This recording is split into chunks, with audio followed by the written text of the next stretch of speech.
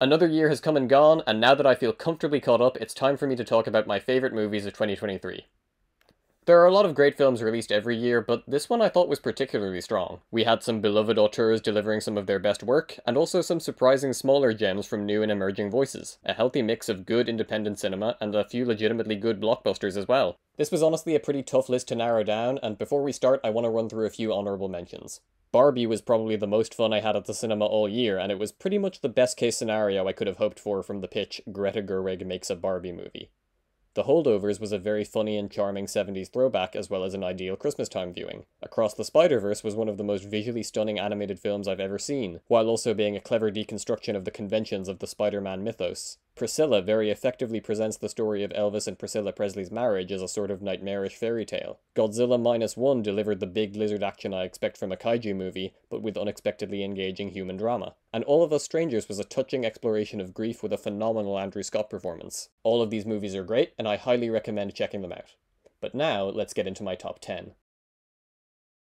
Fallen Leaves is an incredibly simple movie. A gentle, quiet romance that, aside from one big plot development towards the end, rarely raises its stakes above such matters as misplaced phone numbers and forgotten names. Set against a backdrop of economic turmoil in Finland, the film retains a charmingly dry tone throughout its brisk 81-minute runtime. The combination of rather basic-seeming dialogue and deadpan delivery from the actors contributes to the sense that these characters are just going through the motions as they try to make it through another day of everyday struggles. Despite how low-key the central love story is, I still found myself rooting for the two leads to get together and help each other find some sliver of happiness in the tough times they're living through.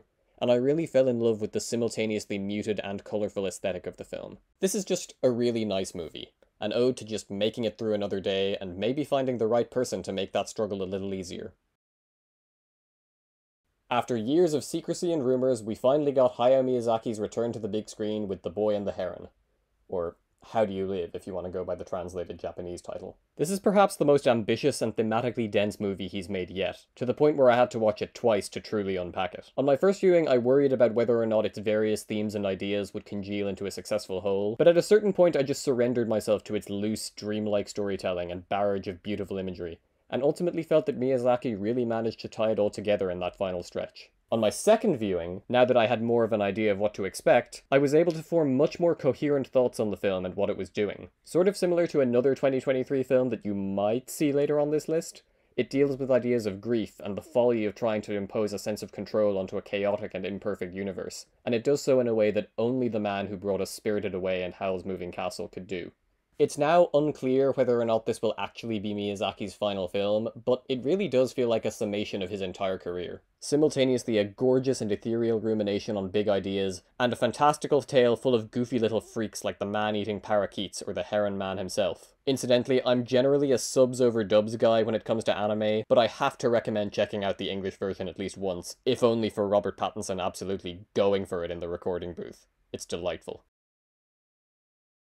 I'm a sucker for a good courtroom drama, so I really dug Anatomy of a Fall, which plays around with the conventions of the genre while also being just a really solid and gripping addition to it. Justine Triet and Artur Harari's consistently absorbing screenplay refuses to offer us clear answers regarding the central mystery, and manages to keep us questioning our own point of view from scene to scene as it reckons with the question of subjectivity versus objectivity. A huge part of that is also down to Sandra Hüller, who gives an incredible performance that makes us want to like and root for her character, but still leaves us in the dark about whether or not she's truly innocent. In addition to being an excellent trial thriller, Triet's film also functions as a riveting domestic drama that compellingly examines a relationship poisoned by years of barely pent-up resentment. Add to that one of the best child performances I've seen in years from Milo Machado Graner, as well as Triet's fascinating directorial vision that injects a real energy into the courtroom sequences, and you have something really special here. Also, good doggy. Going into Past Lives, I'd heard that it was something of a mix between Richard Linklater's Before trilogy and Wong Kar-wai's In the Mood for Love. And yeah, there are definitely elements of both of those works in here, but I also kind of think that description does the film a disservice because really it feels like the singular vision of Celine's Song. Watching this film, I couldn't believe it was a directorial debut. The camera movement is so smooth and the shots so artfully composed that it feels like you're watching a seasoned professional at work, and not somebody making their very first feature. In addition to her incredible confidence behind the camera, her script manages to mine aching emotional depth from such a simple and in some ways familiar premise, without resorting to heavy-handed manipulation or Hallmark sentimentality. It's a movie that really captures the confusing feeling of wondering what your life might look like if you'd taken a different road, even when you are mostly happy with where you are now, something that I think a lot of us can relate to on some level. Celine's song feels like a major voice in the making, and I can't wait to see where her career goes from here. 2023 was quite a year for movies that left me both deeply uncomfortable and also unable to take my eyes off the screen, and The Zone of Interest was one of those movies. This isn't technically a horror movie, but it's one of the most nightmarish and skin-crawling cinematic experiences I had all year. A chilling study of evil in its most mundane form. You never actually see what's going on inside the concentration camp here, but the absolutely masterful sound design ensures that beautifully composed shots of picturesque tranquility are always accompanied by the spectre of unimaginable barbarity and suffering. Shots of Sandra Hüller just applying her makeup and trying on her new fur coat are among the most bone-chilling and infuriating images that I've seen all year, because of what we know is going on behind the security of her walls. In the hands of the wrong director, a premise like this could have come across as gimmicky or on the nose, but in the hands of Jonathan Glazer, it's some of the most unforgettable filmmaking of 2023. Speaking of movies that mesmerized and disturbed me in equal measure, my number 5 pick is May December. I feel like Todd Haynes is one of our more underrated directors. Like, yes, he's pretty respected by critics, but he never really comes up in conversations about great modern auteurs, even though he's made some really stunning and formally fascinating works over his career.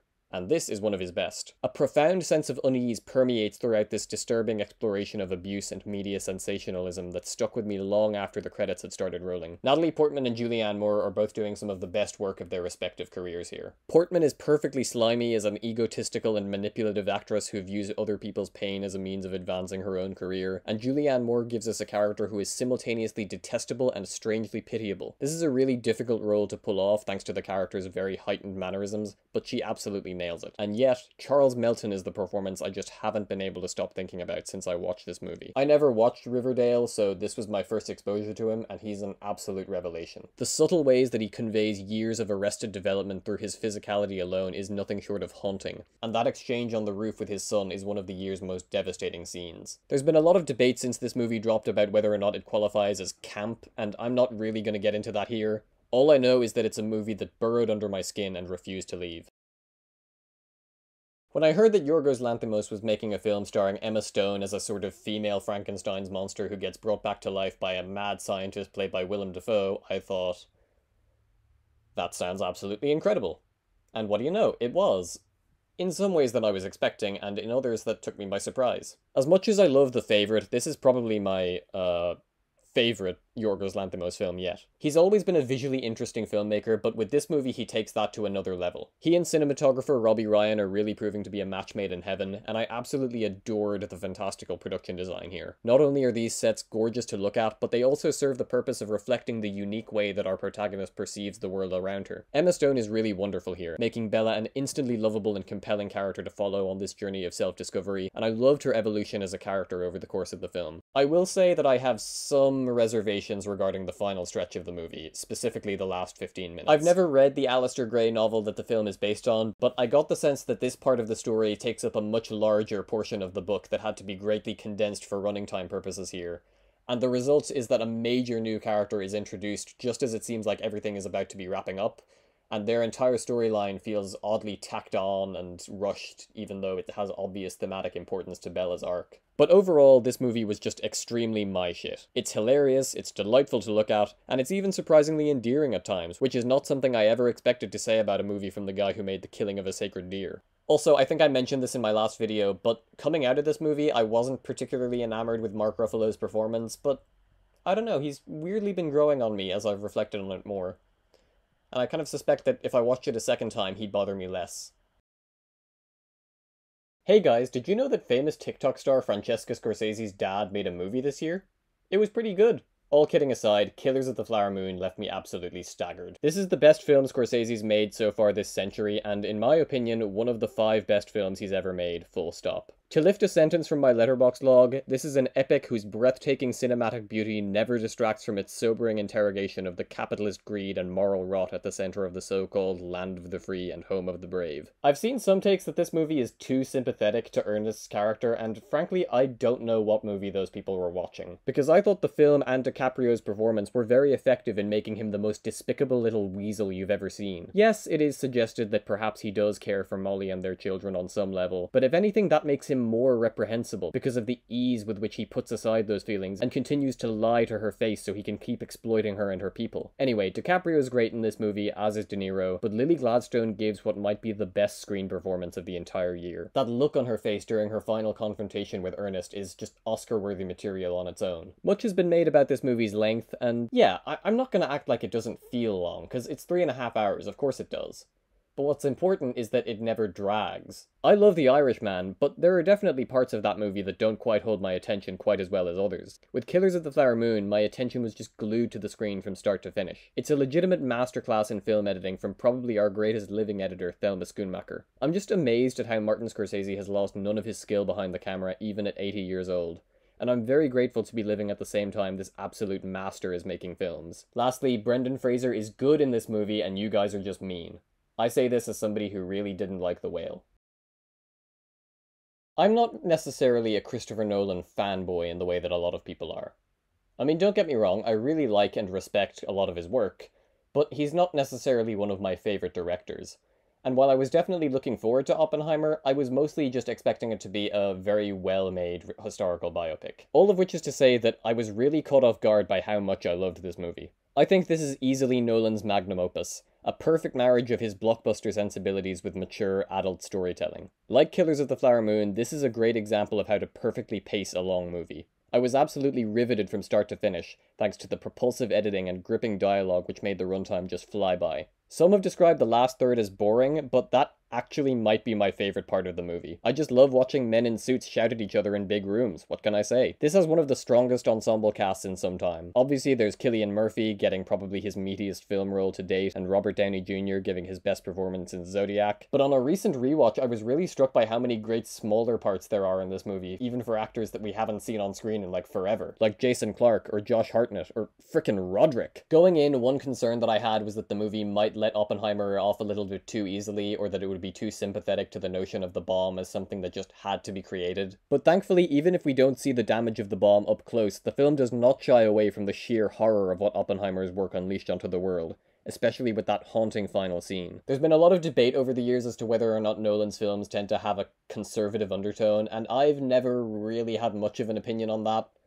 But I really think Oppenheimer might be the most convincing rebuttal yet to those claims. And for as heavy a movie as it is, it can also be really funny. I love the dark comedy of how petty Strauss is, and the way the movie name drops JFK like he's a Marvel superhero. It fucking rules. This is just an incredible achievement in filmmaking, and I was thrilled to see it achieve the kind of box office success that you never really see for a movie of its kind these days. And my number one movie of 2023 is... The Mario movie! No. I'm sorry, I couldn't even finish that joke. No. It's Asteroid City. Asteroid City is my number one. What more can I say about a movie that I already dedicated an entire 15-minute video to? I'm not sure, but I'll have to try. Wes Anderson's work has long been very special to me, and the more I watch Asteroid City, the more I think it might just be his masterpiece. Based on the trailers, I went in expecting a fun little alien movie. Sort of Wes Anderson's Close Encounters, but like the real thing and not a shitty AI version. And I was not prepared for how hard it was going to hit me. It's a beautiful work of self-reflection, a movie about why his movies are the way that they are, while also being a universal story about moving on from grief and confronting the frightening uncertainties of existence. Anderson's work has always excelled at blending the whimsical with the melancholy, and this is on full display throughout Asteroid City. It's full of great running jokes and zany characters, but at the drop of a hat it can switch from quirky comedy to devastating existential rumination on loneliness. This is also fast becoming a new comfort movie for me, because I find myself coming back to individual scenes over and over again. Whether it's one of the many conversations between Augie and Midge, Jeffrey Wright's spellbinding monologue near the beginning, the moment the alien first appears, or the incredible climactic sequence with Margot Robbie, which is still my favorite scene of the entire year. I just love to bask in Anderson's meticulously crafted world, to spend time with this oddball group of characters who are all searching for meaning in their own ways. I almost can't believe that this movie exists, but I'm so glad that it does. So those are my 10 favourite movies of 2023. I'm very excited for what 2024 has to offer, and while I have a lot going on in my life at the present moment, I do have some exciting videos planned that I can't wait to start work on. Here's to the coming year.